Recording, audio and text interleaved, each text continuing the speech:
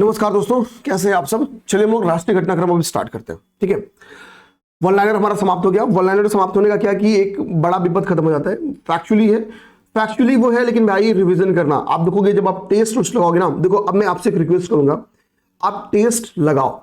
UP PCS की test 10 मई से PCS अभ्यास का स्टार्ट हो रहा है। ठीक है, अब आप जब करेंट अफेयर वहां पे पाओगे ना, आपको परेशानी नहीं आएगी। आप 10 मई से करेंट अफेयर जो पेपर बेसिकली स्टार्ट हो रहा है प्री का टेस्ट सीरीज, आप में से जो दोस्त अभी नहीं ज्वाइन करेंगे, मैं आपसे कहूंगा ज्वाइन करो। और ज्वाइन कर करो ना, देखो जो टेस्ट हो उस टेस्ट को हफ्ते भर के टाइम हो तो हफ्ता भर, 15 दिन का टाइम हो तो 15 दिन, उसको पढ़ो। मतलब शेड्यूल का जो टाइम है पढ़ो, पढ़ के पेपर दो। अगर आपने टेस्ट में नेट 100 का टारगेट किया, नेट 100 अगर नहीं भी पहुंच पाए, नेट 90 प्लस भी होते ना, तो समझो कि आप प्री के लिए बहुत अच्छा चल रहे हो। प्री मेरे भाई निकालना बहुत जरूरी है। आप समझो कि बहुत से अभ्यर्थियों का लगभग 7 से 8 साल 10 साल का करियर अकेले प्री ने बर्बाद किया। जब मेंस की बारी आती है तो तीसरे चौथे दूसरे अटेम्प्ट तक लोगों का निकल जाता है, बट प्री मैक्सिमम की समय क्या करती है, लोगों का बर्बाद कर देती है। आप किसी भी अभ्यर्थी को देख लेना, प्री को बहुत सीरियस लो मेरे भाई, बहुत सीरियस लो। ठीक है, अब आते हैं हम लोग। पहला जो हमारा टॉपिक न्यूज में है वो है परमाणु ईंधन आत्मनिर्भरता के नजदीक पहुंचा भारत। ऐसा क्यों कह रहा है कि भारत परमाणु ईंधन आत्मनिर्भरता के नजदीक पहुंचा। इसका मतलब क्या है कि परमाणु ईंधन जो है, ठीक है, वो जनरेट, एक उम्मीद होगी कि भाई क्या होगा कि परमाणु ईंधन भारत में ज्यादा से ज्यादा जनरेट होगी। ठीक है, तो हमको पता है भारत ने एक लक्ष्य बनाया है कि हम 2047 तक, यहां पे देखो उस लक्ष्य के बारे में लिखा भी है कि हम 2047 तक क्या करेंगे, 100 गीगावाट परमाणु क्षमता का लक्ष्य निर्धारित किया है।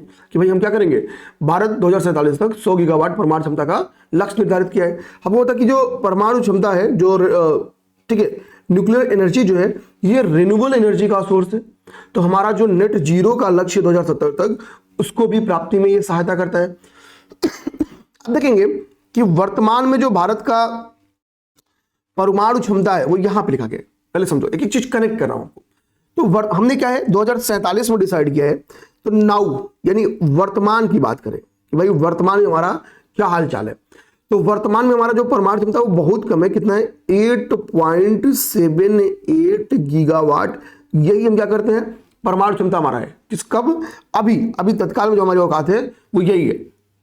अच्छा, हमने फिर बोला कि क्या किया कि भाई हमने डिसाइड किया कि भाई वर्ष 2032 आते आते हम क्या करेंगे, इस क्षमता को 22.38 गीगावाट कर देंगे। ये हमारा क्या है, ये हमारा 2032 का लक्ष्य है। 2032 का लक्ष्य है। और हमने क्या डिसाइड किया है, 2047 आते आते हम अपनी परमाणु ऊर्जा क्षमता को क्या करेंगे, हम अपनी परमाणु ऊर्जा क्षमता को 100 गीगावाट कर देंगे, 100 गीगावाट कर देंगे। आप समझो, तो भाई गवर्नमेंट देख रही है ना कि भाई अभी 8.78 है और हमको कहां इसको पहुंचाना है, इसको हमको पहुंचाना है 32 तक। तो देखो गवर्नमेंट ने बहुत एफर्ट किया है। गवर्नमेंट ने अभी एक शांति बिल लाया है, जिसको मैंने आपको पहले पढ़ाया हुआ है। ठीक है, शांति बिल लाया है। हम इस शांति बिल को भी देखेंगे कि शांति बिल में ही गवर्नमेंट का फुल फॉर्म भी, इसमें शांति बिल का पेपर में क्वेश्चन आएगा। तो शांति बिल आया, और अभी रिसेंट में एक उपलब्धि क्या हुई कि कलपक्कम में जो भारत का परमाणु ऊर्जा संयंत्र है, उसने क्या है, क्रिटिकलिटी को हासिल की है, यानी निरंतर परमाणु प्रक्रिया हासिल कर ली है। तो जब कलपक्कम में जो PFBR है, अर्थात प्रोटोटाइप फास्ट ब्रीडर रिएक्टर है, इस फास्ट ब्रीडर रिएक्टर ने ये उपलब्धि हासिल कर ली। तो ऐसा माना जा रहा है कि 2032 तक जो हमारा ये लक्ष्य, एटलीस्ट अब हमारा क्या होगा, थोड़ा कलपक्कम ज्यादा से ज्यादा परमाणु ऊर्जा निर्मित करेगा। ठीक है, तो इसका क्या होगा कि ये भाई 2032 तक ये लक्ष्य प्राप्ति में सहायक होगा। और शांति बिल भी इसमें क्या करेगी, शांति बिल भी इसमें योगदान देगी। शांति बिल कैसे 2032 तक हमारा इस लक्ष्य प्राप्त करने में योगदान देगी, इस बात को भी समझा रहा हूं। तो पहले मैंने देखो क्या किया है, अब मैंने देखो आप पढ़ते लाइन बाय लाइन। ठीक है, मैंने आपकी पहले नंबर हेडिंग से ही आपको दिखाया कि आत्मनिर्भरता टर्म्स क्यों लिखा गया। तो वर्तमान लक्ष्य, आने वाला लक्ष्य, और कैसे 2032 के लक्ष्य से कनेक्ट कर रहा है, उसको मैंने यहां पे समझाया। ये मेंस के लिए बहुत इंपॉर्टेंट पॉइंट है। अब देखो प्रोटोटाइप जो फास्ट ब्रीडर रिएक्टर होता है, सिंपल समझना क्या है, नाम में ये फास्ट ब्रीडर, यानी ये परमाणु ऊर्जा क्या करेगा, तीव्र गति से निर्माण करेगा। ठीक है, तीव्र गति से निर्माण करेगा बेसिकली यूरेनियम। ठीक है, आप देखो कि जो फास्ट ब्रीडर रिएक्टर में, सिंपली आपको समझाऊं कि इनके द्वारा बिजली पैदा करने के लिए जितने ईंधन का इस्तेमाल किया जाता है, जैसे ये क्या करते हैं, यूरेनियम, प्लूटोनियम और कुछ मात्रा में थोरियम का इनके द्वारा यूज किया जाता है। ठीक है, मेनली इनके द्वारा यूरेनियम और प्लूटोनियम का यूज किया जाता है। और ये क्या करते हैं, ठीक है, थोरियम का भी यूज किया जाता है मतलब, और थोरियम को ये क्या करते हैं, यूरेनियम 232 में कन्वर्ट कर देते हैं। ठीक है, यूरेनियम 232 बोलो, सॉरी, यूरेनियम 233, यहाँ पे देखो लिखा है थोरियम, कह रहा है कि ट्रांसम्यूटेशन के जरिए ये थोरियम को क्या करते हैं, यूरेनियम 233 में बदल दिया जाता है, यूरेनियम 233 में बदल दिया जाता है। तो फास्ट ब्रीडर रिएक्टर क्या होता है, तो फास्ट ब्रीडर रिएक्टर में यही प्रक्रिया आपकी होती है। तो यूज क्या करते हैं, यूज बेसिकली यूरेनियम, प्लूटोनियम और थोरियम, कुछ मात्रा में थोरियम का यूज। अब यानी देखो यहाँ पे लिखा है यूरेनियम, प्लूटोनियम और थोरियम का प्रयोग किया जाता है। ठीक है ना, तो इनके द्वारा इनका प्रयोग किया जाता है और ईंधन के तौर पे यूरेनियम 233 में इसको कन्वर्ट कर दिया जाता है। ठीक है ना, बात समझ गए। फिर हम अब देखो यहाँ पे क्या है, अब यहाँ पे बीच में जो चीज लिखी गई, पहले चरण, दूसरा चरण, तीसरा चरण, ये आपके लिए प्री में नहीं आएगा, आप छोड़ो, मेंस में भी नहीं आएगा, आप इस बात को छोड़ दो। आपके लिए कुछ बात देखो यहाँ पे लिखी गई है जिसको समझना होगा हमको। और ठीक है, कह रहा है कि अमेरिका, फ्रांस, ब्रिटेन, जापान, चीन ने इस तकनीक को विकसित करने पे काम किया पर सफल नहीं हुए। ठीक है, इस तकनीक को विकसित करने का काम किया पर विकसित नहीं हुए। कह रहा है कि पूरी तरह चालू, कह रहा है कि जब ये फास्ट ब्रीडर रिएक्टर पूरी तरीके से चालू हो जाएगा तो भारत व्यावसायिक स्तर पर फास्ट ब्रीडर रिएक्टर संचालित करने वाला दुनिया का दूसरा देश बन जाएगा। अब देखो कितना प्यारा फैक्ट लिखा है, यानी क्या है कि बेसिकली फास्ट ब्रीडर रिएक्टर पे कह रहा है कि दुनिया के बहुत से देशों ने एफर्ट किया, सफल को नहीं, रसिया। तो रूस ने कॉमर्शियल लेवल पे, व्यावसायिक स्तर पर, देखो यहां पे लिखा है कि रूस ने व्यावसायिक स्तर पर फास्ट ब्रीडर रिएक्टर संचालित कर लिया है। तो क्वेश्चन बन क्या सकता है कि अभी हाल ही में दुनिया में कौन एकमात्र देश है जो फास्ट ब्रीडर, व्यावसायिक स्तर पर फास्ट ब्रीडर रिएक्टर जहां संचालित है, तो वो रसिया है। अब ये रसिया वाला पॉइंट हमको क्यों बेहद इंपॉर्टेंट है, क्योंकि ऐसे फैक्ट को हम डायरेक्टली चाइना टिक मारते हैं, अगर हमको नहीं याद है तो हम चीन टिक मारते हैं। लेकिन यहाँ पे क्लियर वर्ड क्या लिखा है कि संचालित करने वाला दुनिया का पहला देश जहां पे ऑलरेडी व्यावसायिक स्तर पर कॉमर्शियली इसको संचालित किया जा रहा है, यानी इसको बेचा भी जा रहा है, तो रूस है। भारत प्रोटोटाइप में क्या हुआ है, प्रोटोटाइप में भारत सक्सेस हुआ है।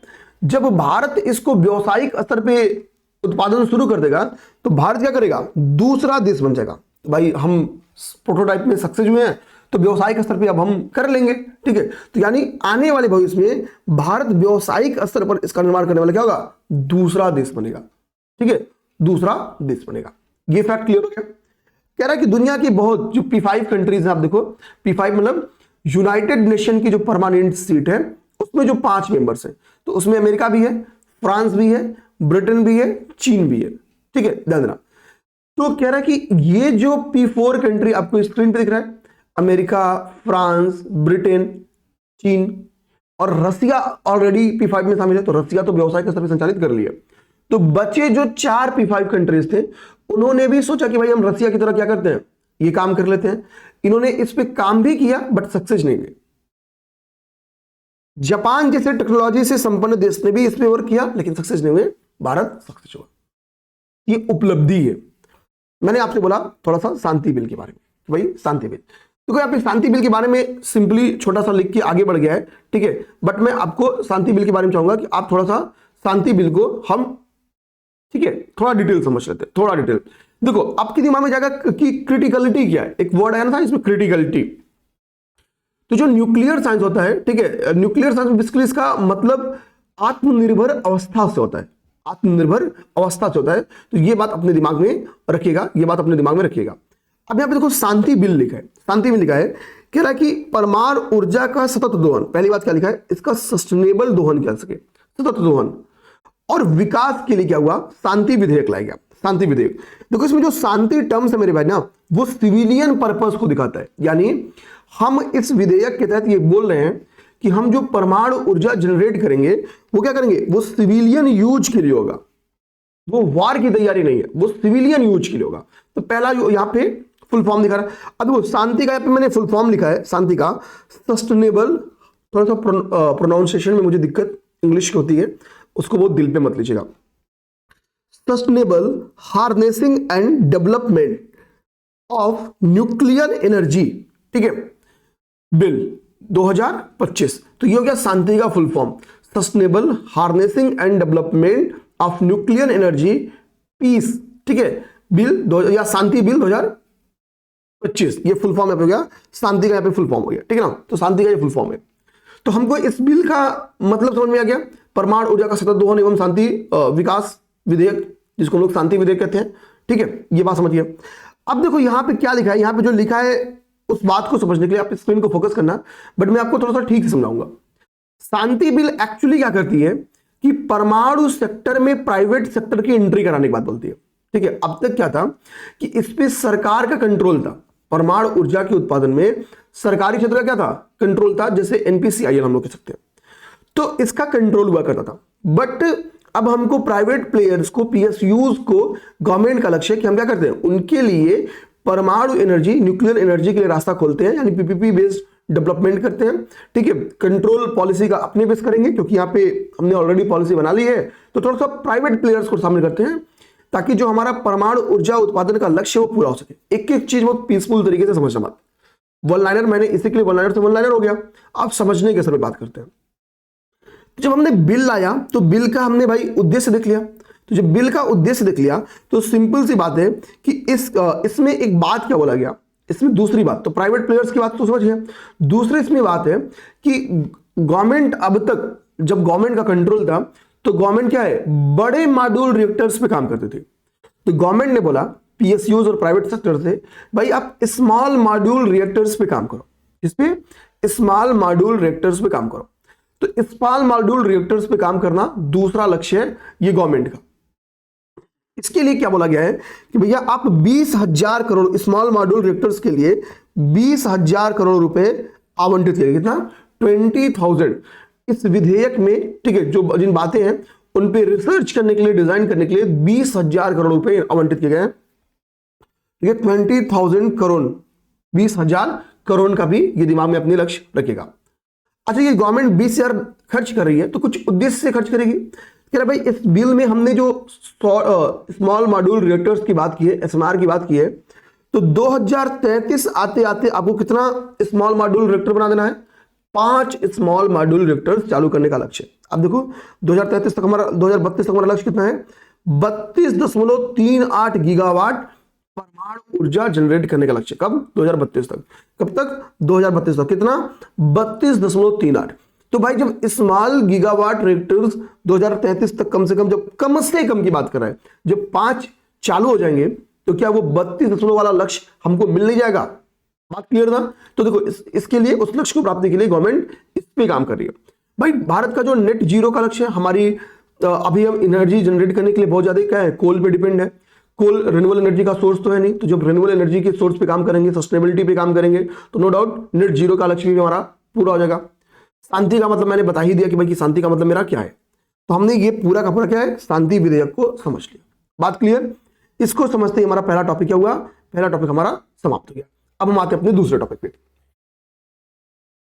भारत का पहला स्वायत्त समुद्री जहाज निर्माण केंद्र। स्वायत्त का मतलब होता है ऑटोनोमस, ठीक है, स्वायत्त का मतलब होता है ऑटोनोमस। यहां पे लिख देते हैं,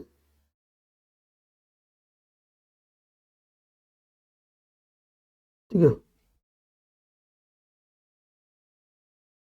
अच्छा, ये इसको समझते हैं हम लोग। तो क्या रहा, देखो यहां पे एक आंध्र प्रदेश के एक बंदरगाह का पहले नाम लिखा है, एक पोर्ट का नाम लिखा है। इसका नाम मैंने जो आपको पोर्ट वाला चार्ट बनवाया होगा वहां पे नोट करना।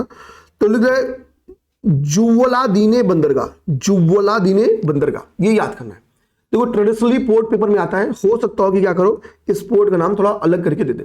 तो जुव्वलादीने बंदरगाह, जुव्वलादीने बंदरगाह ये क्या है? आंध्र प्रदेश में स्थित एक बंदरगाह है।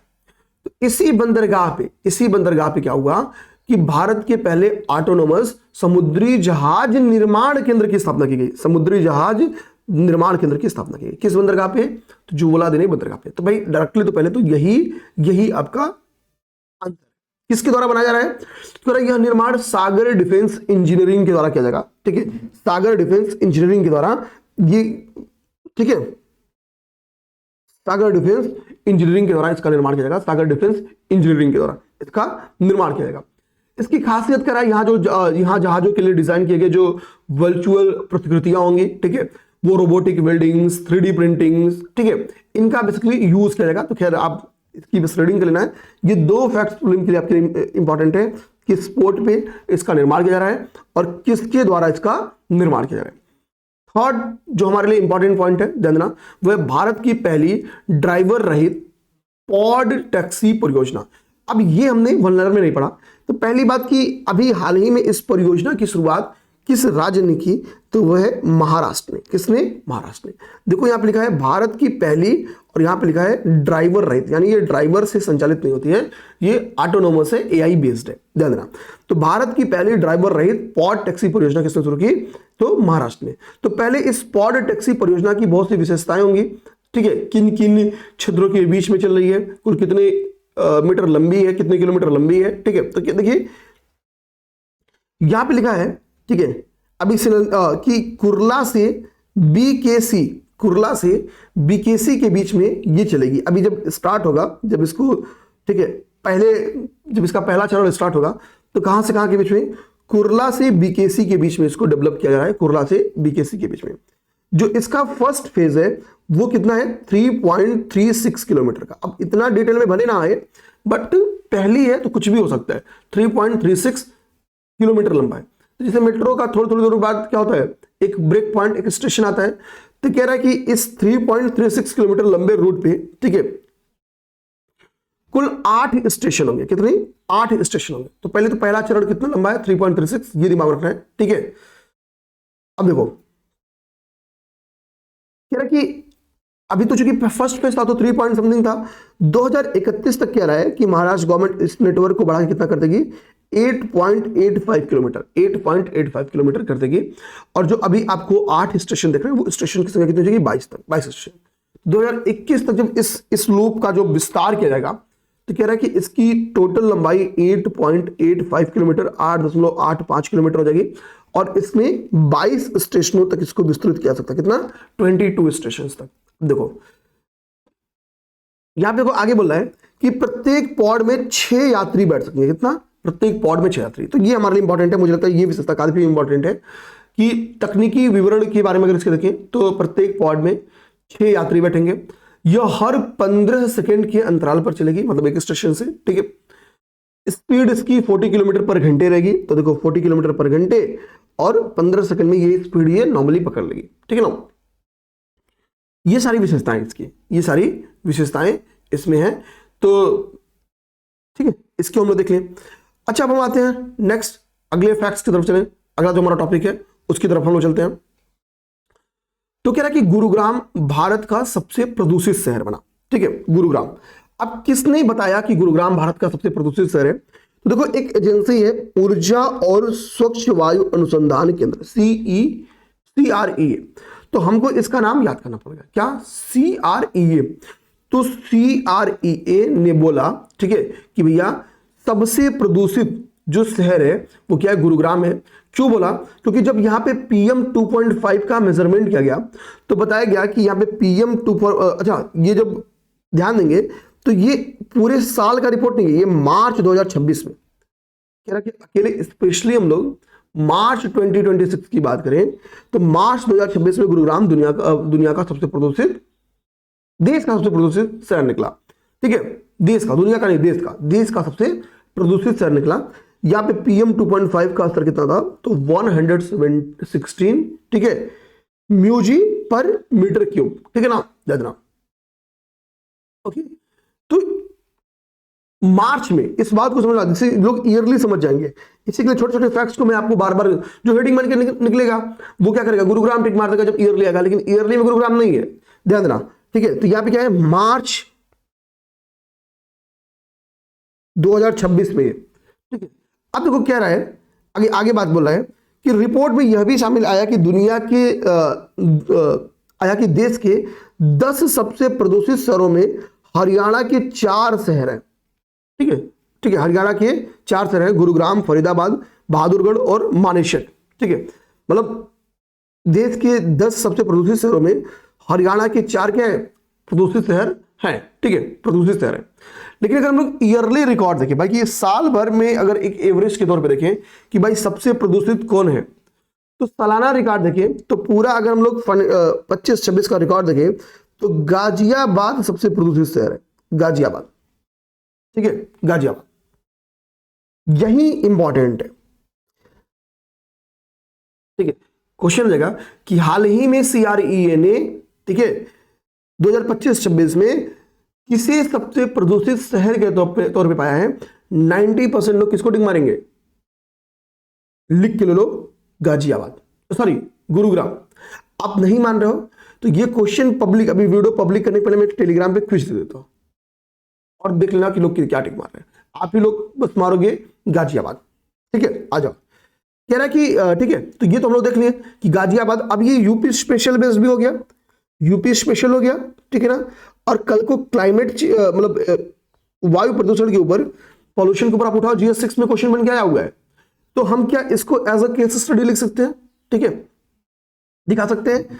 ठीक है, अब ध्यान दो, आगे कह रहा है कि कि भाई एक शहर है देहरादून, देहरादून में सबसे अधिक सुधार दिखाई दिया है। यानी पिछली बार जो परफॉर्मेंस था क्लाइमेट वायु प्रदूषण में, तो देहरादून ने पिछली बार की तुलना में अपने में सबसे अधिक सुधार किया है। और विशाखापट्टनम ने अपने में सबसे ज्यादा गिरावट दर्ज किया है। विशाखापट्टनम ने अपने में सबसे ज्यादा गिरावट दर्ज किया है। आगे, सैन्य ढांचे में बदलाव की दिशा में ऑपरेशन तिरंगा। ठीक है, देखो ऑपरेशन तिरंगा समझो, तो जैसे हमने क्या किया, 2019 में एक पोस्ट क्रिएट किया, उस पोस्ट का नाम था CDS। 2019 में हमने CDS के पद का गठन किया। जब CDS के पद का हमने गठन किया था, तभी एक्चुअली थिएटर कमांडिंग की मांग की गई थी। तभी लगभग न्यूज में एक वर्ड चला था कि भारत में कभी भी थिएटर कमांड बन सकता है, थिएटर कमांड बन सकता है। और इसी थिएटर कमांड को बनाने के लिए जिस ऑपरेशन को चालू किया गया, उस ऑपरेशन का नाम है ऑपरेशन तिरंगा। अब आपके दिमाग में आएगा कि सर थिएटर कमांड क्या है, आप ये बता दो। दिमाग में यही जाएगा ना, थिएटर कमांड क्या है।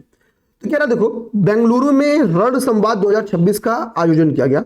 तो चूंकि ये थिएटर कमांड की न्यू कहां पड़ी, तो रण संवाद 2026 कार्यक्रम में पड़ी। एक प्रोग्राम था रण संवाद, ठीक है, कार्यक्रम बेंगलुरु में, एक कार्यक्रम का आयोजन था जहां पे तीनों सेनाओं के प्रमुख और भी उच्च मतलब जो सेना के अधिकारी हैं वो पार्टिसिपेट किए थे। यहीं पे इसकी न्यू पड़ी, यहीं पे बोला गया भाई कि हमको थिएटर कमांड का गठन करना चाहिए। ठीक है, और इसके लिए ऑपरेशन तिरंगा हमने स्टार्ट किया। ठीक है, जिस ऑपरेशन को हमने, इस पूरी प्रक्रिया को फॉलो करने के लिए जो ऑपरेशन चलाया, उसका नाम है ऑपरेशन तिरंगा। तीनों सेनाओं में मतलब इस बात की सहमति भी बन गई है कि हाँ, अब हमको थिएटर कमांड होना चाहिए। बात समझ गए, क्लियर। तो पहली बात हमने समझा क्या कि भैया ऑपरेशन तिरंगा क्या है, क्या है। अब देखो थिएटर कमांड क्यों जरूरी है भाई। दुनिया में क्या है, दुनिया के हर क्षेत्र में आपको देखने को मिलेगा कि कहीं भी कभी भी युद्ध हो जा रहा है। तो इस बात की क्या गारंटी है, हमारे बगल में एक सनकी है, ठीक है, वो कभी भी क्या कि भाई हमारा मन कर रहा है लड़ने का, मार खाएगा लेकिन लड़ेगा। ठीक है, तो वो कहते भाई हमको लड़ना है। तो थिएटर कमांड क्या करता है कि युद्ध की स्थिति में जो हमारी तीनों आर्मी है, थल सेना, वायुसेना, जल सेना, उनकी एक एकीकृत रणनीति यानी इंटीग्रेटेड स्ट्रेटजी पे काम करते हैं कि कैसे ये मिलके काम कर सकती है। ठीक है, तो इंटीग्रेटेड स्ट्रेटजी पे चल सके हम, हमारे जो रिसोर्सेज हैं उन रिसोर्सेज का कैसे बेहतरीन यूज कर सके। मतलब उन रिसोर्सेज की जरूरत अगर आर्मी को है तो आर्मी ले, एयरफोर्स को तो एयरफोर्स ले, नेवी को है तो नेवी ले। ठीक है, समझना मेरी बात को, क्योंकि नेवी के अपने एयरक्राफ्ट होते हैं, उसकी जरूरत एयरफोर्स को भी है। बात समझ गए। तो इसी के लिए इंटीग्रेटेड स्ट्रेटजी का होना जरूरी है। हम तीनों सेनाओं को अगर नहीं जोड़ेंगे तो होगा क्या, तालमेल की कमी युद्ध में देखने को मिल जाएगी। ठीक है, कह रहा अभी कुल 17 अलग अलग कमाने हैं। अभी क्या है, तीनों सेनाओं की कुल 17 अलग अलग कमाने हैं। इनको एक हायर कमान के अंतर्गत लाने के ऊपर बातचीत बनी है। ये प्रपोजल गवर्नमेंट के पास चला गया है। गवर्नमेंट इस पे क्या करेगी, जैसे इस पे सहमति देती है, ये थिएटर कमांड बन के तैयार हो जाएगा। बात क्लियर हो गई, समझ में आया तो कमेंट बॉक्स में हाँ लिखना है और चैनल को सब्सक्राइब कर लेना है। नेक्स्ट आइए भैया, नेक्स्ट आइए। नेक्स्ट है केंद्रीय सशस्त्र पुलिस बल सामान्य प्रशासन कानून लागू किया गया। सामान्य प्रशासन कानून लागू किया गया। ठीक है, अब ध्यान दो। तो देखिए भारत सरकार की कई सारी क्या है, सशस्त्र पुलिस बल है, केंद्रीय सशस्त्र पुलिस बल है, ठीक है। अब देखो CAPF मतलब कह रहा है कि सिंपली समझने के लिए कि भारत सरकार के पास क्या है कि कई केंद्रीय सशस्त्र बल है, जैसे जिसमें CRPF का नाम आता है, BSF का नाम आता है, CISF का नाम आता है, ITBP का नाम आता है, सीमा सुरक्षा बल SSB का नाम आता है। तो ये क्या है, ये भारत की केंद्रीय सशस्त्र पुलिस बल है। तो केंद्रीय सशस्त्र पुलिस बल में क्या है, CRPF है, CISF है, BSF है, SSB है, ITBP है, ठीक है।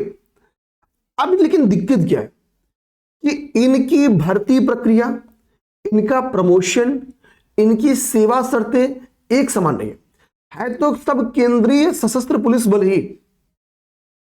तो ये माना गया भाई जब ये है केंद्रीय सशस्त्र पुलिस बल, बस इनके काम अलग होने के कारण इनको हम लोग अलग अलग फेजेस में बांट दिए हैं, किसी को CRPF बना दिया, किसी को BSF, क्योंकि सबके गठन का एक उद्देश्य है।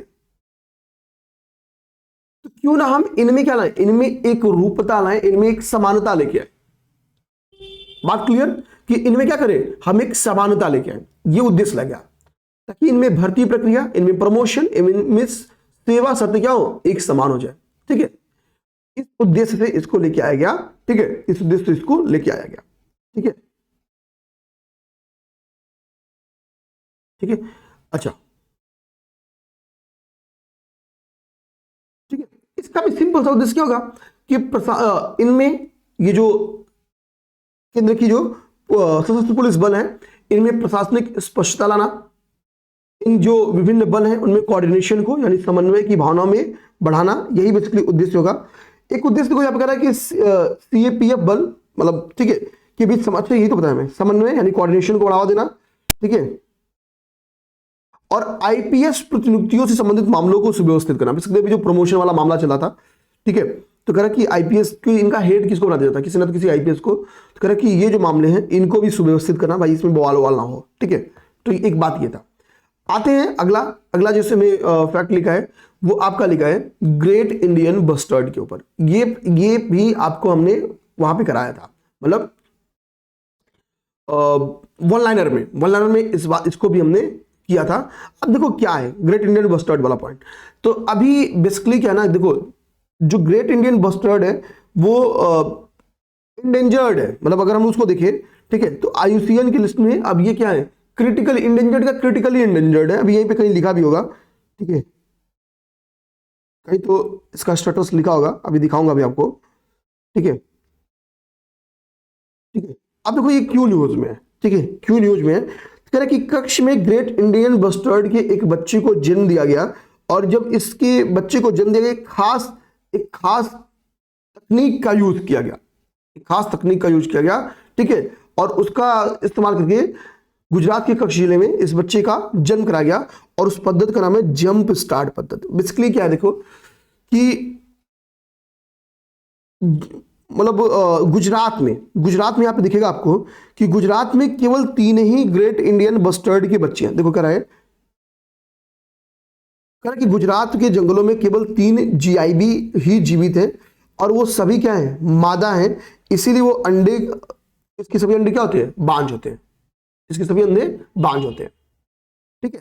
तो इसी समस्या को दूर करने के लिए क्या हुआ कि जंप स्टार्ट पद्धति का यूज किया गया, ठीक है, और इस समस्या को दूर करने के लिए एक कहां से, यहां पे देखो एक गलियारा बनाया गया, ठीक है, इस गलियारे का नाम यहां पे लिखा होगा,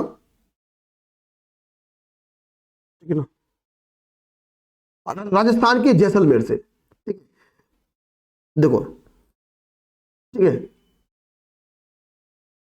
कह रहा है कि अंतर्राष्ट्रीय संरक्षण प्रयास के बाद यह संभव हुआ, जिसमें राजस्थान के जैसलमेर जिले के सैम से गुजरात के कच्छ जिले के नालिया तक 15 दिन पुराने उपजाऊ अंडे को बिना रुके एक गलियारे से होते हुए 700 किलोमीटर की कठिन सड़क यात्रा कराई गई, ठीक है। और फाइनली मतलब समझ जाओ कि फिर सिंपली एक समझ जाओ कि जंप स्टार्ट पद्धति का यूज किया गया। क्या होती है जंप स्टार्ट पद्धति, इन डिटेल बहुत ज्यादा नहीं जाना है, समझ जाओ, ठीक है।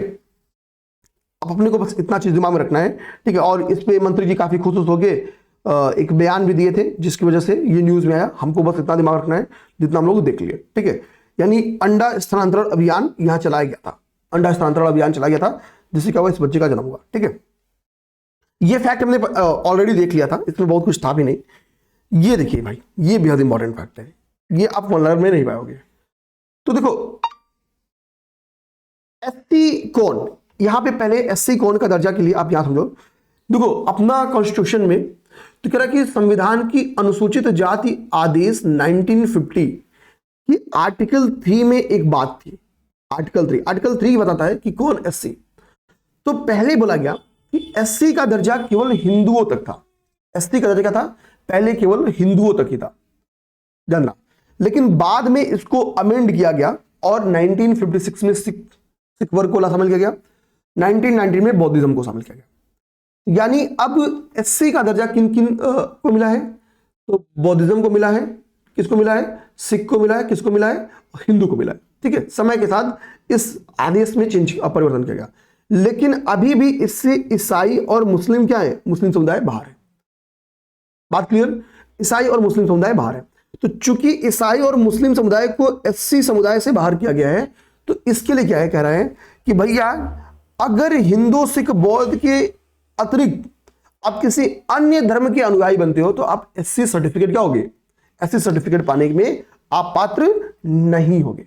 एससी सर्टिफिकेट पाने में आप पात्र नहीं होगे, यही इतनी बात है। इसका मतलब क्या है कि बेसिकली जो धर्म परिवर्तन है, आप देखोगे कि धर्म परिवर्तन का जो झुकाव हो रहा है, ठीक है, तो अगर कोई धर्म परिवर्तन करता है, कोई बौद्ध से, कोई ठीक है सिख से, कोई हिंदू से, अगर ईसाई या मुसलमान बनता है कोई एससी कैटेगरी का शख्स, तो उससे उसके एससी का जो दर्जा है वो छीन लिया जाएगा। यही बात बोली गई है। ठीक है, ओके।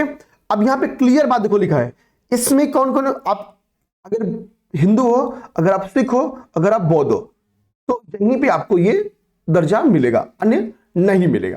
यही बात इसमें बोली गई है और कुछ नहीं। आगे देखिए, ये फैक्ट भी आपने वोलानर में पढ़ा। ये फैक्ट क्या है कि भवसागर रेफरल केंद्र को राष्ट्रीय भंडार का, कोच्चि का जो भवसागर रेफरल केंद्र है उसको क्या दिया गया? उसको राष्ट्रीय भंडार का मान्यता दिया गया। आप बस इसी हेडिंग को ही जो वहां पे याद कराते वही याद करो, बाकी अंदर आपके लिए बहुत इंपॉर्टेंट नहीं है। ठोस कचरा प्रबंधन अधिनियम नियम, ये मैं पढ़ा चुका हूं इसके पहले, ठीक है, डिटेल में बता देता हूं बस। देखो, ठोस कचरा प्रबंधन का नियम इसके पहले 2016 में था, उसी नियम को अमेंड करके 2026 का नियम लेके आया गया। पहले तो आप दिमाग में ये बात रखो, 2016 के नियम को परिवर्तन करके 2026 का नियम लाया गया। पहली बात आप दिमाग में ये रखो। सेकेंड फैक्ट मेरे भाई, आप क्या दिमाग रखना है? दूसरा फैक्ट आपको दिमाग में क्या होना चाहिए? दूसरा फैक्ट ये होना चाहिए कि ये जो नियम है ये आपका 1 अप्रैल 2026 से प्रभावित हो जाएगा। ये क्या होगा? प्रभावी हो जाएगा। 1 अप्रैल 2026 को प्रभावी हो जाएगा। 1 अप्रैल 2026 को प्रभावी हो जाएगा। ठीक है, यानी ये नियम प्रभावी हो चुका है।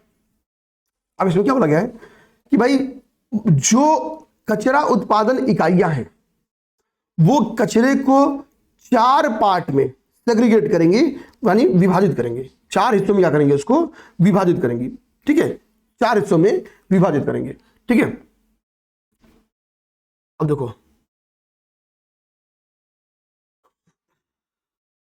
एक क्या है? एक गीला कचरा, एक सूखा कचरा, एक सैनिटरी और एक विशेष देखभाल वाला कचरा। विशेष देखभाल वाला कचरा, तो इस 4 कचरे की श्रेणियों में उनको विभाजित करना है। सूखा, गीला, सैनिटरी और विशेष देखभाल कचरा। इन 4 श्रेणियों में क्या करना है? उनको विभाजित करना है। इन 4 श्रेणियों में उनको विभाजित करना है। ठीक है ना, ध्यान रखना। ओके,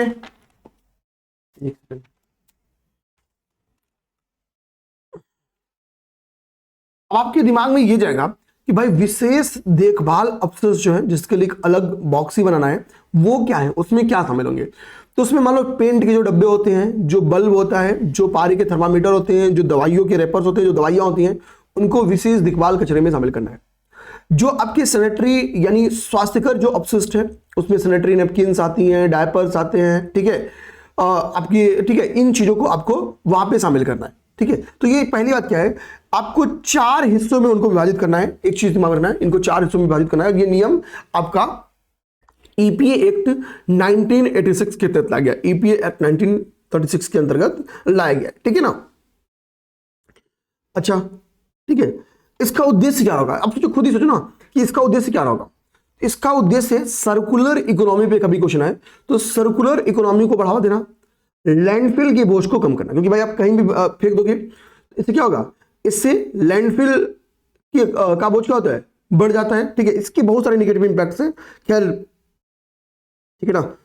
अब यहां पे लिखा है बल्क वेस्ट जो जनरेटर है, जो वेस्ट को ज्यादा जनरेट करते हैं, उनकी जिम्मेदारी है को कचरे का संग्रह करे कोई, उसके परिवहन की और उसके पर्यावरण अनुकूल निपटान की जिम्मेदारी उनकी दी गई है। यानी क्या है, बड़े संस्थान है, जो हाउसिंग सोसाइटीज हैं, इनसे बोला गया कि भाई कि जो वेस्ट का संग्रहण है और जो उनका निपटान है, सिंपल सी बात, कलेक्शन से लेके उनका कैसा निपटान, पर्यावरण अनुकूल निपटान, ठीक है, यानी इन्वायरो फ्रेंडली निपटान करना आपका, ऐसा नहीं कि कहीं भी जाके फेंक आया। तो उनके संग्रहण से लेके उनके पर्यावरण अनुकूल निपटान तक की जो आपकी जिम्मेदारी है खुद उठानी पड़ेगी। बड़े जनरेटर्स को बोला गया भैया ये, और बोला गया इसमें एक बात और भी बोली गई है, ठीक है, इंडस्ट्रीज को, बड़े बड़े इंडस्ट्रीज को, कि रीयूज्ड डेराइव्ड फ्यूल्स जो है, यानी आरडीएफ रीयूज्ड डेराइव्ड फ्यूल्स जो है, कह रहा कि इसको 5% से बढ़ाकर, इसके उपयोग को 5% से बढ़ाकर आने वाले 6 मंथ लिखा गया 6 ईयर्स तक, आने वाले 6 वर्षों में इसको कितना करना है, आपको 15% करना होगा। कह रहा है कि यहां पे अगर आपको क्लियर दिख रहा हो, मैं बता दे रहा हूं क्या लिखा है, यहां पे 6 वर्ष लिखा है, कह रहा है इसको 15 वर्षों तक ले जाने का लक्ष्य है। तो रीयूज्ड डेराइव्ड फ्यूल के उपयोग का कितना लक्ष्य है, अभी वर्तमान में 5% से आगे बढ़ा के 15% करने का लक्ष्य, ठीक है ना, आगे 15% करने का लक्ष्य, ठीक है ना। तो ये बाइकल को बायोडाइवर्सिटी के ऊपर क्वेश्चन है, तो हम लोग बहुत सारे रेफरल केंद्र वगैरह पे चर्चा कर सकते हैं, ठीक है। अब लोग आते हैं आगे आपका उड़ान 2.0 को देखते हैं ध्यान से, उड़ान 2.0 वाले फैक्ट्स को समझते हैं।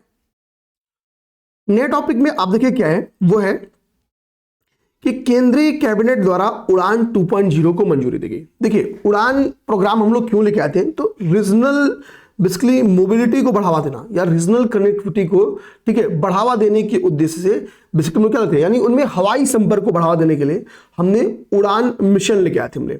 और अभी उड़ान मिशन का कैबिनेट, केंद्रीय कैबिनेट के द्वारा दूसरे चरण को मंजूरी दी गई, यानी 2.0। देखो यहाँ लिखा है मॉडिफाइड रीजनल एयर कनेक्टिविटी योजना उड़ान 2.0 को मंजूरी, ठीक है। तो उड़ान 2.0 को भी क्या हुई, मंजूरी मिल गई, ठीक है। अब देखो ये जो जब ये इस योजना को मंजूरी मिली तो किन किन बातों का के बारे में बताया गया, तो बोला गया कि उड़ान 2.0 में क्या किया जाएगा कि 100 नए एयरपोर्ट, कितना 100, ये टारगेट देखना, यहां पे टारगेट लिखा है, टारगेट कह रहा है कि 100 नए एयरपोर्ट बनाए जाएंगे और इसके लिए 28,840 करोड़ रुपए खर्च करने का प्रावधान है। कितना, 28,840, ठीक है, ध्यान देना। आगे कह रहा है, आगे देखिए क्या कह रहा है, कह रहा है कि गवर्नमेंट ने टारगेट किया है कि हम क्या करने वाले हैं, 100 नए एयरपोर्ट वाला तो अपने पॉइंट देख लिया, यहां पे देखिए कह रहा है कि गवर्नमेंट कह रही है कि इसके अलावा हम क्या करेंगे, जो हिमालयी राज्य है, ठीक है, जो नॉर्थ ईस्ट के स्टेट्स हैं और जो हमारे आइलैंड्स यानी द्वीप है, वहां पे हम क्या करेंगे, 200 नए हेलीपैड्स भी बनाएंगे और इनके लिए 3661 करोड़ रुपए आवंटित किए गए। तो 100 नए एयरपोर्ट बनाने का लक्ष्य है, 100 नए एयरपोर्ट, जिसमें कितने रुपए खर्च होंगे, 28,840, और कितने हेलीपैड्स की बात की गई है, तो इसमें बोला गया है कि भाई हम 200 नए हेलीपैड्स बनाएंगे, जिसके लिए क्या होगा, जिसके लिए 3,661 करोड़ रुपए खर्च किए जाएंगे। और ये हेलीपैड्स क्या करेंगे, जो दूरगामी क्षेत्र है, जो हिमालयी राज्य है, जो नॉर्थ ईस्ट राज्य है, जो आइलैंड्स है, उनको कनेक्ट करेंगे, ठीक है। अब देखो इन राज्यों को कनेक्ट करने क्या है कि भाई इमरजेंसी केस में, डिजास्टर का केस हो, ठीक है, या कोई अदर कोई केस हो, तो भाई एक तो कनेक्टिविटी से जनता को सुलभ मिलेगा, दूसरा सेवा प्रदान करना बड़ा इजी रहेगा। इमरजेंसी केस में कोई दिक्कत आ गई तो कोई ऑपरेशन चलाना बड़ा इजी रहेगा। तो इन हेलीपैड्स का फायदा ये है, ठीक है ना, ये सारी बात समझ गए। अब देखो इसी 2.0 के तहत क्या हुआ, एक और प्रोग्राम स्टार्ट किया जिसका नाम है IVFRT 3.0 योजना, IVFRT 3.0 योजना। अब ये क्या है, तो IVFRT 3.0 योजना जो है, ये बेसिकली इमिग्रेशन अर्थात आव्रजन और विदेशी नागरिकों के ट्रैकिंग के लिए इसको स्टार्ट किया, ठीक है, कि विदेशी नागरिक जो आ रहे हैं भारत में उनकी ट्रैकिंग की जाए, इसके लिए IVFRT योजना के तीसरे चरण को मंजूरी दी गई, ठीक है, IVFRT योजना के तीसरे चरण को मंजूरी दी गई। बात समझ गए। इसमें कह रहा है कि इस योजना को बोला गया भाई तीसरा चरण है, मतलब ये योजना पहले से संचालित है, तो कह रहा है कि इस योजना को 2031 मार्च 2031 तक बढ़ाने को मंजूरी दी गई, मार्च 2031 तक बढ़ाने को मंजूरी दी गई। और बोला गया कि हम ट्रैकिंग को लेके, इमिग्रेशन को लेके अब एआई टूल्स का यूज करेंगे, बायोमेट्रिक ऑथेंटिकेशन का यूज करेंगे, बायोमेट्रिक ऑथेंटिकेशन का यूज करेंगे। तो हमने दो चीज देखना है। एक तो इसमें हमको क्या है कि उड़ान 2.0 को मॉडिफाई करके लॉन्च किया गया। इसका बजट और लक्ष्य तो 28,840 और लक्ष्य कितना है, तो लक्ष्य 100 नए एयरपोर्ट। इसमें हेलीपैड्स का टारगेट बनाया गया है, कितना, 200 नए हेलीपैड्स, बजट 3,600 समथिंग 3,661 करोड़ रुपया। इसमें IVFRT योजना की बात की गई है। तो ये 3 फैक्ट्स यहां पे लिखे गए हैं। अच्छा, इसके बाद हम लोग देखेंगे अगर, ठीक है, तो ट्रांसजेंडर व्यक्तियों का संरक्षण संशोधन विधेयक 2026 पारित किया गया। अभी एक फेमस खिलाड़ी थे, आई थिंक संजय बांगर के बेटे अब बेटी बन गए, ठीक है ना। तो उन्होंने क्या किया, अपना जेंडर जो उनको महसूस होता था, जैसे उन्होंने स्वयं इस बात का डिसाइड किया, ठीक है, स्वयं इस बात का उनको स्वयं बोधित हुआ अपने लिंग को लेके, तो उन्होंने अपना क्या किया, अपने जेंडर को चेंज करके वो लड़की बन गए, ठीक है, ध्यान रखना। तो अब समझो मेरी बात, अब वो कल को क्रिकेट कहां खेलेंगे, तो लड़कों के साथ तो खेलेंगे नहीं, लड़कियों के साथ खेलेंगे। लड़कियों को पता है भाई ये पहले लड़के थे, तो अब दिक्कत है भाई, वो क्या चाहेंगे कि भाई हम भारत के नागरिक हैं तो हमारे पास कानूनी राइट होना चाहिए। भारत सरकार को बड़ा दिक्कत, बोला कि भाई कि कल को ये ट्रेंड बन जाए। और अभी आपने देखा होगा कि ओलंपिक समिति ने क्या किया, बोला भाई तुम कोई ट्रांसजेंडर है तो महिलाओं के साथ नहीं खेलेगा, क्योंकि एक विवाद हुआ था इसी ओलंपिक में, एक पुरुष महिला बना था और महिला पहलवानों को वो पंच मारना शुरू किया कि लोग बेहोश जा रही थी। तो क्या था कि माना गया कि उसने तो खुद को चेंज कर लिया महिला में, लेकिन उसका पुरुषत्व तो गया नहीं था, वो उतना ही बहादुर था। तो महिला पहलवानों को एक एक मुक्के में बेहोश कर दे रहा था। तो अभी ओलंपिक समिति ने बोला भाई अब कोई महिला पहलवान नहीं बनेगा, कोई ट्रांसजेंडर, तुमको बनना है तो पुरुष बनो, ये लफड़ा खत्म करो। ये भारत सरकार को भी इन 2 घटनाओं से सबक मिला। उन्होंने बोला एक काम करो भैया, हम ट्रांसजेंडर अधिकार का संरक्षण संशोधन बिल पारित करेंगे 2026। हम क्या करते हैं, ट्रांसजेंडर को लेके, ठीक है, एक बिल पास किया 2026 में, जो कि एक अमेंडमेंट बिल था। और इसमें बोला कि कौन ट्रांसजेंडर है, अब हम इसकी परिभाषा बदलेंगे, इसकी हम नई परिभाषा देंगे। तो नई परिभाषा देंगे, इससे क्या मतलब है कि देखो भाई कि यहां पे एक बात बोली गई कि यह विधेयक कहता है कि यौन अभिविन्यास और स्वयं द्वारा बोधित लिंग पहचान को परिभाषा से बाहर कर दिया गया। किन किन चीजों को बाहर किया गया, तो कह रहा है यौन अभिविन्यास यानी आपका किस लिंग की तरफ झुकाव है, ठीक है। तो यौन अभिविन्यास, ठीक है, कि भाई कि मेरा इस तरफ झुकाव है, ठीक है, जैसे मान लो कि कुछ लोग उभयलिंगी होते हैं, ठीक है। तो कहने का मतलब क्या है कि आपका जो यौन अभिविन्यास है, और या आपको लग रहा है कि भाई कि मैं ये हूं, मतलब आपको स्वयं द्वारा लिंग बोधित हो रहा है कि भाई हम पुरुष है या महिला है, ठीक है, मतलब ठीक है ना। तो आपने बता दिया, तो सुप्रीम कोर्ट ने क्या कहता भाई कि सामने वाले ने जो बोला कि भाई कि हम महिला, मुझे अंदर से फीलिंग है कि मैं महिला हूं, तो आपको महिला मान लिया जाएगा। और आपको लगता है मैं अंदर से पुरुष हूं, तो सुप्रीम कोर्ट ने बोला एक वर्डिक्ट में कि भाई आप पुरुष माने जाएंगे। तो अब सरकार बोली ना, ये ना चलो, स्वयं द्वारा बोधित लिंग पहचान को बाहर कर दो। बोला कि ये तो खतरा है भाई, ये तो मतलब खतरा है। और यौन अभिविन्यास भी नहीं, मतलब आप ये नहीं कह सकते मैं इनकी तरफ अट्रैक्ट हो रहा हूं तो मतलब मैं ये वाला हूं, ठीक है, अब ये भी हट गया। तो यौन अभिविन्यास का मतलब समझ गए, और स्वयं द्वारा बोधित लिंग पहचान की बात समझ गए भाई, अब दोनों हटा दिया गया। तो बताएगा कौन कि ट्रांसजेंडर हो, तो बोला कि भाई अब इसके लिए आपको आवेदन देना होगा। डीएम साहब एक क्या करेंगे, आपकी जैविक, हम लोग कह सकते हैं कि बेसिकली बायोलॉजिकल जांच होगी, ठीक है, और सामाजिक सांस्कृतिक पहचान के आधार पे, सोशल कल्चरल आइडेंटिटी के बेस पे आपको बताया जाएगा कि आप किस कैटेगरी में शामिल हो आप, ठीक है, ठीक ना, बात समझ गए, क्लियर। तो ट्रांसजेंडर के डिफिनेशंस में यही चेंजिंग किया गया, यही चेंज किया गया, जिसको आपको समझना होगा। ये देखो लिखा है प्रॉपर एक मेडिकल बोर्ड बैठेगा, ठीक है, वो डिसाइड करेगा फलाना ढंगा फलाना ढंगा, हमको इतना दिमाग में नहीं रखना है। अब हम क्या करते हैं, यहां पे एक फैक्ट है, देखो ये फैक्ट बेहद इंपॉर्टेंट है, ये भी फैक्ट बेहद इंपॉर्टेंट है। ये क्या है, केरल में ड्रैगन फ्लाई की एक नई प्रजाति की खोज की गई। देखो कह रहा है कि केरल में ड्रैगन फ्लाई की एक नई प्रजाति की खोज की गई। कह रहा है कि इस प्रजाति की खोज एक्चुअली पहले भी की गई थी, 2013 में। कह रहा है कि इस टाइप की पहली बार इस टाइप की प्रजाति मिली थी, तब इसको लीरियोथेमिस एथिगस्ट्रा समझा गया। तब इसको क्या समझा गया, लीरियोथेमिस एथिगस्ट्रा, अगर आपको नहीं दिख रहा होगा तो मैं लिख दूं यहां पर लीरियो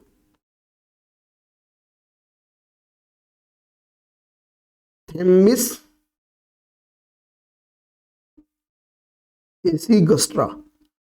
तो पहले इनको कुछ और समझा गया, ठीक है, बाद में ना ना भैया ये तो धोखा है। इनको बोला गया आप लीरियोथेमिस हो लेकिन एसीगस्ट्रा नहीं, केरलाइसिस, केरलाइसिस, ठीक है। तो कह रहा है केरलाइसिस नहीं केरलाइमिस, यहां पे देखो ऊपर मिस लिखा है, ठीक है, अब सिस हो या मिस हो दिमाग ध्यान रखना, देखो ऊपर, ठीक है, लीरियोथेमिस, हाँ ठीक है सही है, ठीक है, केरलाइसिस ही लिखा है, ठीक है। तो क्या भैया आप लीरियोथेमिस केरलाइसिस की खोज की गई, जो कि क्या है, जो कि ड्रैगन फ्लाई यानी व्याध पतंग की एक प्रजाति है, ठीक है। और पिछली बार इसको व्याध पतंग की प्रजाति नहीं समझा गया था, ठीक है ना। तो यह समझना कि हाल ही में जो लीरियोथेमिस केरलाइसिस की खोज की गई, केरलाइसिस से केरल वर्ड समझना, ठीक है, वो क्या है, तो वो व्याध पतंग यानी ड्रैगन फ्लाई की एक प्रजाति है, ठीक है ना। सम्राट चौधरी के बारे में दिमाग में, ये 24वें मुख्यमंत्री बन गए, कहां के, बिहार के, बिहार के 24वें मुख्यमंत्री बने हैं, ये दिमाग में रखना है, ठीक है। कह रहा कि इनकी सफर के बारे में देखें तो राबड़ी देवी की सरकार में पहली बार मंत्री बने, 14 में ये जेडीयू में शामिल हो गए, फिर वहां से 3 साल रहे, 17 में फिर ये भारतीय जनता पार्टी में शामिल हो गए और अभी मुख्यमंत्री बन गए, ठीक है ना। आगे आइए, आगे जो फैक्ट है वो आपका ब्रह्मपुत्र नदी के ऊपर एक फैक्ट है, ध्यान देना, ब्रह्मपुत्र नदी के ऊपर एक फैक्ट है, उसको ध्यान से देखेंगे। कह रहा है कि ब्रह्मपुत्र नदी के नीचे एक सड़क सह रेल परियोजना का निर्माण किया जा रहा है, सड़क सह रेल परियोजना। ये परियोजना कितनी लंबी है, तो 33.7 किलोमीटर लंबी एक परियोजना है, 33.7। ये जो सड़क सह रेल सुरंग परियोजना है, यानी इसमें क्या है, सड़क भी है, ठीक है, और रेल भी है, एक सुरंग में ये दोनों चीजें चलेंगी, ठीक है, ध्यान, सड़क सह रेल सुरंग परियोजना। तो कह रहा क्या है कि इस परियोजना को जब संचालित किया जाएगा, ये परियोजना है 33.7 किलोमीटर लंबी, तो बीच में 15.79 किलोमीटर क्या पड़ रही है, ब्रह्मपुत्र नदी पड़ रही है। कह रहा यह परियोजना नदी के नीचे 15.79 किलोमीटर तक ये दोहरी सुरंग परियोजना चलेगी, दोहरी सुरंग परियोजना चलेगी। कहां पे, ब्रह्मपुत्र नदी में भी कितना, 15.79 किलोमीटर, 15.79, ओवरऑल कितनी बड़ी है, 33.7 किलोमीटर, ठीक है। इसकी एक विशेषता क्या है, ये 4 लेन की है, 4 लेन वाली एक्सेस कंट्रोल्ड ग्रीनफील्ड परियोजना है, एक्सेस कंट्रोल्ड ग्रीनफील्ड परियोजना है, ठीक है। और ये करती क्या है, ये राष्ट्रीय राजमार्ग यानी नेशनल हाईवे 15 को कनेक्ट करती है। 15 पे एक लोकेशन है गोहपुर, नेशनल हाईवे 15 पे एक लोकेशन है, उस लोकेशन का नाम क्या है, गोहपुर। तो नेशनल हाईवे 15 को यानी गोहपुर को कनेक्ट करती है नेशनल हाईवे 715 से, नेशनल हाईवे 715 से, ठीक है ना, नेशनल हाईवे 715 से कनेक्ट करती है, बात समझ गए। तो ऐसे भी आ सकते हैं कि यह गोहपुर को नुमालीगढ़ से, नुमालीगढ़ कहां पे है, नेशनल हाईवे 715 पे है, और गोहपुर कहां पे है, तो गोहपुर नेशनल हाईवे 15 पे है। तो ये गोहपुर को नुमालीगढ़ से कनेक्ट करती है या नेशनल हाईवे 15 को नेशनल हाईवे 715 से कनेक्ट करती है, जो भी आप समझो। पहले कह रहा है कि भैया जब ये सुरंग नहीं संचालित होगी, जब संचालित होगी, और अभी कह रहा है इस गोहपुर से नुमालीगढ़ जाने में आपको लगभग 240 किलोमीटर जाना पड़ता है, कितना, 240 किलोमीटर, 240 किलोमीटर, और अब आपको कितना लगेगा, केवल 34 किलोमीटर, यानी 200 किलोमीटर का आपकी एनर्जी इफिशियंसी भी क्या हुई, बढ़ गई, बच गई। 4 व्हीलर से जा रहे हो और आपकी गाड़ी 10 की स्पीड दे रही है, 20 लीटर तेल बचा, यानी 2000 का तेल बचा। तो गवर्नमेंट अगर 1500 रुपया टैक्स ले रही तो क्या जा रहा है ठीक है, मतलब भाई पैसा इस भी तो खत्म खर्च हो रहा है यहाँ पे। अब देखिए यहाँ पे कहीं लिखा है पैसा कितना खर्च हो रहा है, 18,662 करोड़ रुपया। ये कहीं से ना तो कहीं से गवर्नमेंट लोन लगी 1-2% पे, तो कहने मतलब है कि टैक्स गवर्नमेंट हैवी लगाए तो दे देना है भाई, समय बच रहा है, पैसा खर्च करो, ठीक है, ये पूरी बात है। चलिए भैया आगे देखिए क्या हो रहा है कि आक्रामक विदेशी प्रजातियों पर एक विशेषज्ञ समिति का गठन किया गया। देखो भाई जैसे, ठीक है, आक्रामक विदेशी प्रजातियां पहले समझो क्या होती हैं, ठीक है। देखो आक्रामक विदेशी प्रजातियों में अगर हम लोग बात करें, अगर हम लोग पहले प्लांट्स को रखें तो उनको हम लोग कहते हैं इन्वेसिव प्लांट्स, ठीक है। थोड़ा सा अगर यहाँ पे इंग्लिश लिख दे रहा हूँ, देखो यहाँ पे लिखा भी है आक्रामक विदेशी प्रजातियों की, यहाँ पे इंग्लिश लिखा है इन्वेसिव एलियन स्पीसीज IAS, ठीक है।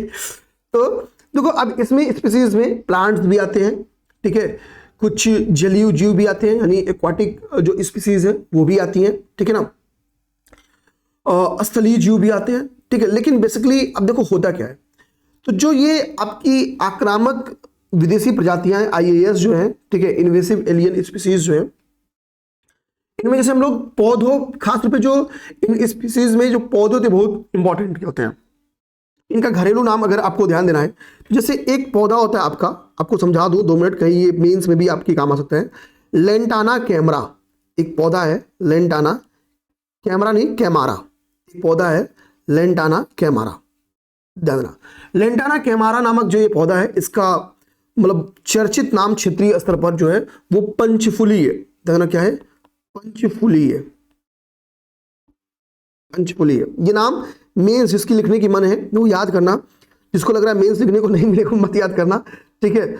आप देखो एक नाम आपको ध्यान रखना है, पार्थेनियन, पार्थेनियम है, ठीक है, इसको हम लोग कहते हैं गाजर घास, गाजर घास, या इसको हम लोग कांग्रेस घास भी कहते हैं, कांग्रेस घास भी कहते हैं, ठीक है ना, कांग्रेस घास भी कहते हैं। एक है आपका जलकुंभी, जलकुंभी, जलकुंभी को भी दिमाग में अपने रखिए, ठीक है ना। एक है आपका विलायती बबूल, विलायती बबूल, बबूल, ये नाम आप याद रखिए। एक्चुअली देखिए लेंटाना कैमरा कैमारा अगर नहीं याद आता है तो एटलीस्ट आप पंचफुली दिमाग रखो। अब ये जो आपको मैंने नाम लिखा है लेंटाना कैमारा यानी पंचफुली, गाजर घास, जलकुंभी, विलायती बबूल, ये क्या है, ये आपके इन्वेसिव प्लांट्स हैं, यानी आक्रामक पौधे हैं। अब देखो ये क्या करते हैं, जैसे अगर मैं बात करूं पंचफुली का, पंचफुली का, तो ये पंचफुली आपको बेसिकली जंगलों में देखने को मिलती है, और जिस एरिया में ये फैलती है उन एरिया में कोई भी स्वदेशी पौधा नहीं फैलता है, क्योंकि जो पोषक तत्व और जिन चीजों की जरूरत है किसी भी पौधे के उत्थान को लेके, ये उनको नहीं प्रोवाइड होने देंगे, यानी आवश्यक परिवेश उनको नहीं मिलेगा, और पंचफुली क्या करेंगे, उन सभी क्षेत्रों से समाप्त कर देंगे स्वदेशी पौधों को। गाजर घास क्या करती है, गाजर घास की अगर मैं बात करूं तो गाजर घास बेसिकली देखो, गाजर घास का भी एक तो सबसे बड़ी काम क्या है ना, ये हेल्थ को लेके बड़ा नेगेटिव इंपैक्ट करती है, ठीक है। ये भी क्या करेगी, स्वदेशी पौधों को नहीं बढ़ने देगी, लेकिन एलर्जी, अस्थमा का कारण बनती है गाजर घास, हेल्थ इश्यूज भी क्रिएट करती है। आप देखो यहाँ पे जलकुंभी है, तो जलकुंभी आपने देखा होगा कि भाई पानी के सरफेस पे जलकुंभी फैल जाएगी, और खास में बंगाल में जलकुंभी का आतंक देखने को मिलता है, जिसकी वजह से हम लोग जलकुंभी को बंगाल का आतंक भी कहते हैं।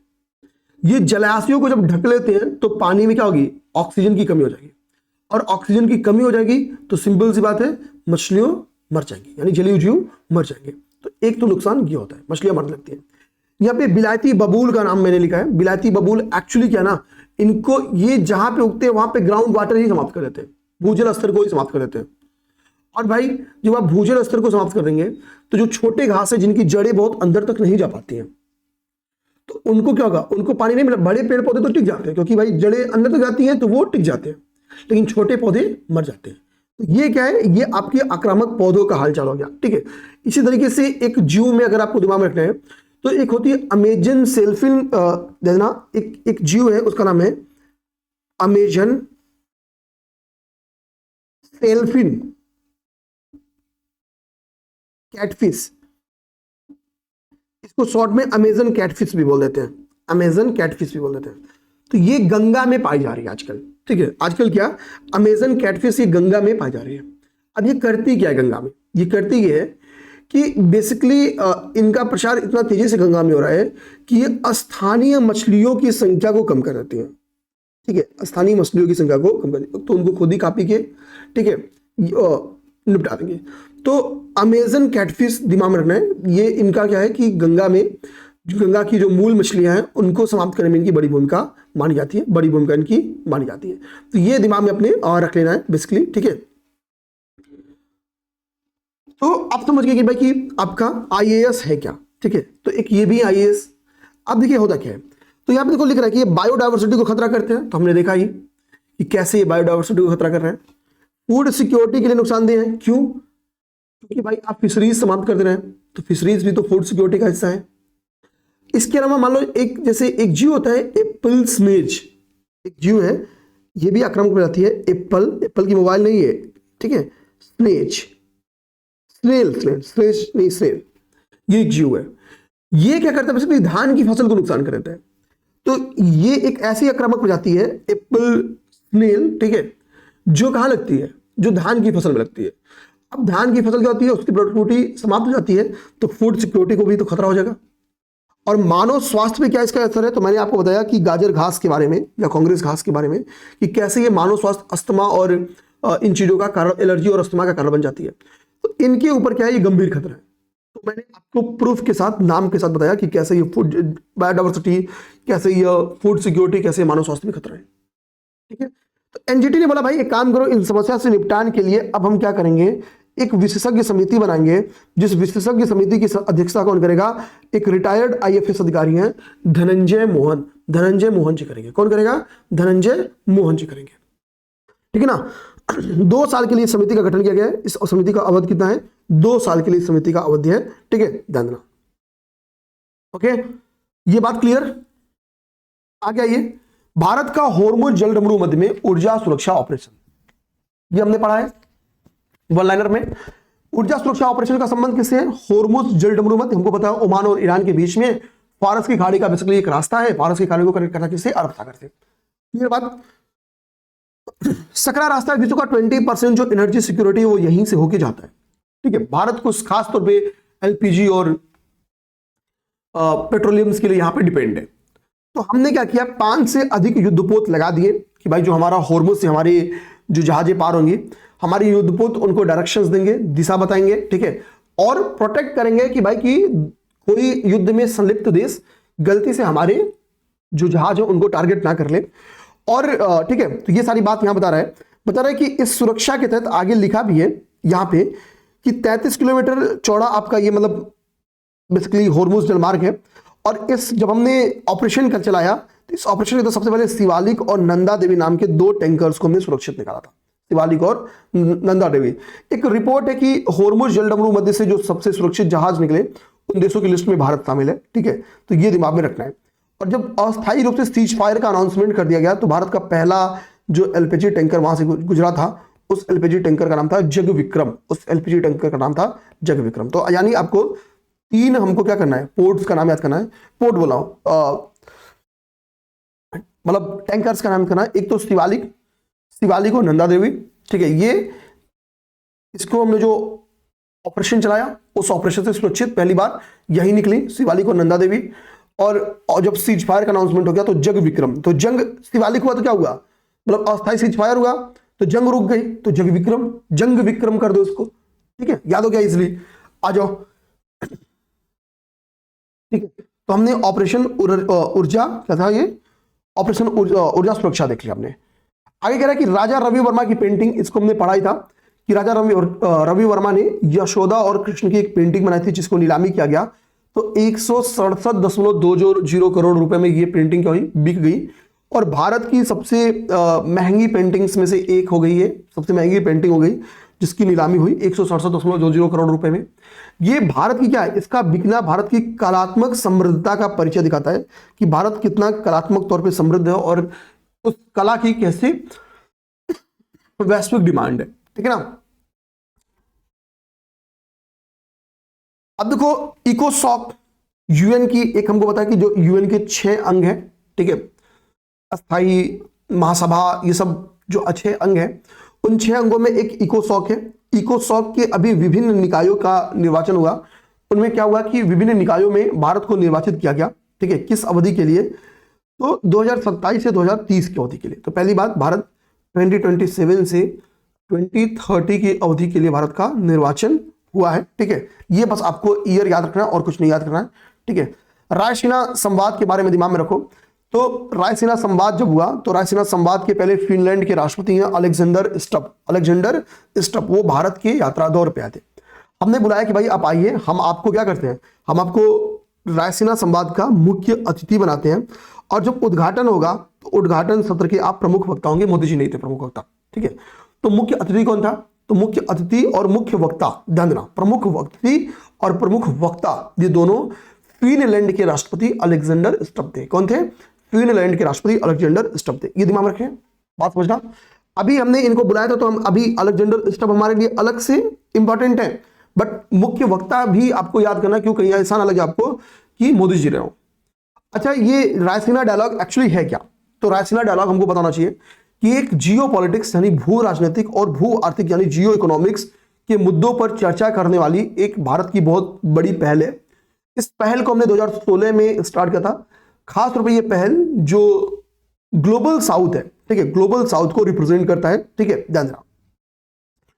तो कह रहा है कि रायसीना डायलॉग की जो थीम थी वो क्या थी? तो थीम था संस्कार, ठीक है, संस्कार, अभिकथन यानी असर्शन रीजन का क्वेश्चन आता है, अभिकथन कारण, तो अभिकथन, सामंजस्य, ठीक हो, अभिकथन सामंजस्य यानी एकोमोडेशन, ठीक है, और उन्नति यानी एडवांसमेंट था, ये थीम थी, ठीक है, एक्सटेंशन, एकोमोडेशन एंड एडवांसमेंट, ये थीम थी, ठीक है ना। अब ठीक है, तो कह रहा कि अलेक्जेंडर स्टब आए तो भाषण भाई मुख्य वक्ता थे, उन्होंने बोला कि पश्चिमी प्रभुत्व वाला युग अब समाप्त हो रहा है, भविष्य की दिशा अब ग्लोबल साउथ तय करेगी क्योंकि उसके पास जनसांख्यिकी और आर्थिक शक्ति है। ये कह रहा है कि वक्ता थे तो उन्होंने अपने वक्ता में ये सब बातें बोल दी, ठीक है, सारी बातें बोल दी, ठीक है। थोड़ा भारत की तारीफ हो रही है, भारत ही अब सब कुछ होने वाला है, ठीक है, अब ध्यान देना। तो हमने फिनलैंड से बोला भाई एक काम करो, हमसे आओ थोड़ा बायलैटरल ट्रेड भी करते हैं भाई साहब। इन्होंने बोला कि 2030 तक हम क्या करते हैं, अपना जो बायलैटरल ट्रेड है, हमारा द्विपक्षीय व्यापार है, उसको दोगुना कर देते हैं। कितना? दोगुना। कब तक? 2030 तक। तो हमको ये याद रखना है, ठीक है, ठीक है। दोनों देशों ने कहा कि भाई हम अपने जो हमारा द्विपक्षीय संबंध है, बायलैटरल रिलेशन जो हमारा है, उसको डिजिटलीकरण व स्थिरता में रणनीतिक साझेदारी के स्तर तक ले जाने पे सहमति बनी कि हम अपने द्विपक्षीय संबंध को डिजिटलीकरण और स्थिरता में रणनीतिक साझेदारी के स्तर तक ले जाते हैं, strategic partnership in digitalisation and sustainability, ठीक है। बोला गया कि विश्व चक्रीय अर्थव्यवस्था मंच की सह मेजबानी में भी दोनों ने सहमति दर्ज की कि भाई हम क्या करेंगे, विश्व चक्रीय अर्थव्यवस्था मंच यानी वर्ल्ड सर्कुलर इकोनॉमी फोरम की सह मेजबानी करेगा 2026 में। कौन? भारत और फिनलैंड। तो विश्व चक्रीय अर्थव्यवस्था मंच वर्ल्ड सर्कुलर इकोनॉमिक फोरम की सह मेजबानी कौन करेगा? तो भारत और फिनलैंड करेगा, ठीक है, फिनलैंड करेगा, ठीक है ना।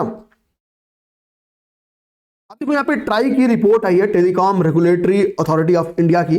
ट्राई ने बताया कि भाई, अब बता रहे कि भाई टोटल टेलीफोन यूजर्स की संख्या दिसंबर 2025 तक कितनी थी। कह रहा है कि भाई टोटल टेलीफोन यूजर्स की संख्या की अगर बात किया जाए, ठीक है, तो अगर पहले वो कह रहा है कि भाई शहरी क्षेत्र में देखा जाए तो अर्बन एरिया में कह रहा है कि 762.44, कितना? अर्बन एरिया में कह रहा है 762.44 मिलियन क्या है टेलीफोन्स के उपयोग करता थे। और कह रहा है अगर हम लोग यही बात रूरल एरिया को लेके करते हैं तो रूरल एरिया में, ठीक है, ये उपभोक्ता कितने हैं? तो 543.70 मिलियन, ये रूरल एरिया में। अब इन दोनों को मिला दें तो टोटल 7×5=12 यानी 1300 के करीब, 1200 कुछ हो जाएगा, ठीक है, या 1300 हो जाएगा। कह रहा कि कुल टेलीफोन उपभोक्ता कितने हैं? तो 1306.14 मिलियन, ये कुल टेलीफोन उपभोक्ता है। तो सर्वाधिक टेलीफोन उपभोक्ता कहां है? अर्बन सेक्टर में। सर्वाधिक टेलीफोन उपभोक्ता आपके, ठीक है, सर्वाधिक टेलीफोन उपभोक्ता आपके अर्बन सेक्टर में, फिर रूरल सेक्टर में, ठीक है, ध्यान रहा। तो ये बताता है कुल टेलीफोन उपभोक्ता कितने हो गए? 1306.14 मिलियन टेलीफोन उपभोक्ता है, ठीक है। कह रहा है कि अगर हम वृद्धि का अनुमान लगाएं तो शहर में पिछली बार क्या था, पिछले साल जब ये रिपोर्ट आई थी 2024 के अंत तक, तो कह रहा है कि यहां पे देखो पिछले साल की तुलना में 14.9% का टेलीफोन उपभोक्ता वृद्धि हुई शहर में और 3.26 गांव में। 14.9 कितना शहरी टेलीफोन उपभोक्ताओं में वृद्धि हुई, कितना? 14.9 और 3.26 के यहां गांवों पे। एक तो ये फैक्ट याद करो, 14.9 और 3.26, ठीक है ना। ऐसे लिख दो, ग्रोथ हुई, ग्रोथ, ठीक है ना, ग्रोथ हुई। अब कह रहे हैं भाई कि ठीक है, ये सब कहानी तो हो गई कह रहा है कि अगर हम लोग बात करें ओवरऑल जो ये 1306 इतना मिलियन शहरी उपभोक्ता है, जिसमें से इतने शहरी हैं और इतने ग्रामीण हैं, फिर अगर परसेंटेज में जाएंगे तो टेलीफोन के 58.37% उपभोक्ता कहाँ पे शहर में है और 41.63% उपभोक्ता कहाँ पे गांव में है। तो ये टेलीफोन के कितनी संख्या में और परसेंटेज में कितने उपभोक्ता हैं और पिछले साल से कितना ग्रोथ हुआ, ये तो ये डाटा हो गया। कह रहा है कि अगर हम लोग यहीं पे बात करें सबसे कम, अब देखो यहीं पे बगल में ना आपका वायर्ड और वायरलेस की बात कर रहे हैं, ठीक है। तो सिंपल से बात है, वायरलेस टेलीफोन ज्यादा हैं, वायर टेलीफोन कम होंगे। शहर में 42.23 मिलियन वायर टेलीफोन है, ठीक है, 42.23 मिलियन। और अगर यही गांव में जाओगे, ठीक है, अगर तो यहाँ पे क्या लिखा है, क्या डाटा कोई गांव में डाटा नहीं लिखा है, नहीं लिखा है, नहीं लिखा है, ठीक है ना, नहीं लिखा है, मतलब ठीक है। कहने का मतलब वायरलेस और वायर्ड दोनों का डाटा दिया था। खैर छोड़ो, अब तो वायरलेस का ही जमाना आ गया है। कह रहा है कि आगे देखिए कि सबसे कम टेली डेंसिटी, देखो यहाँ पे टेली डेंसिटी की बात कर रहा है, वो बेसिकली है क्या, कह रहा है कि टेली डेंसिटी का डेंसिटी, देखो टेली सेक्टर का डेंसिटी, ठीक है, टेलीकम्युनिकेशन सेक्टर का डेंसिटी की बात कर रहा है, ठीक है। कह रहा है कि हेलो, क्लास में 2 मिनट में कर रहा है। कह रहा है कि सबसे कम टेली डेंसिटी, ठीक है, बिहार में है, सबसे कम टेली डेंसिटी कहाँ पे है, बिहार में है, फिर उत्तर प्रदेश में, फिर मध्य प्रदेश में। टेली डेंसिटी का मतलब होता है 100 व्यक्ति पे कितने टेलीफोन कनेक्शन है, पर 100 व्यक्ति पे कितने टेलीफोन कनेक्शन है। तो कह रहा है उसमें बिहार सबसे कम है, उसके बाद से उत्तर प्रदेश की संख्या है, और सर्वाधिक की बात करेंगे तो दिल्ली में 359, यानी एक लोग 4 फोन यूज कर रहे हैं लगभग, ठीक है ना। तो बिहार में सबसे कम, बिहार के बाद से यूपी, बिहार के बाद से यूपी के बाद से एमपी। ये टेली डेंसिटी में टॉप 3 राज्य है सबसे कम वाले में, सबसे कम टेली डेंसिटी बिहार में, फिर यूपी में, फिर एमपी में। ये इंपॉर्टेंट हो सकता है। और सबसे ज्यादा कहाँ पे, दिल्ली में, सबसे ज्यादा दिल्ली में, ठीक है। यही हम क्लास को ब्रेक भी करेंगे, 1 घंटे की क्लास होगी, 1 घंटे 6 मिनट की। हमने आज लगभग कितना पेज तक लिया क्लास, 8 पेज हमने करेंट अफेयर को किया है, ठीक है, ओके। तो मिलते हैं नेक्स्ट क्लास में। जय हिंद।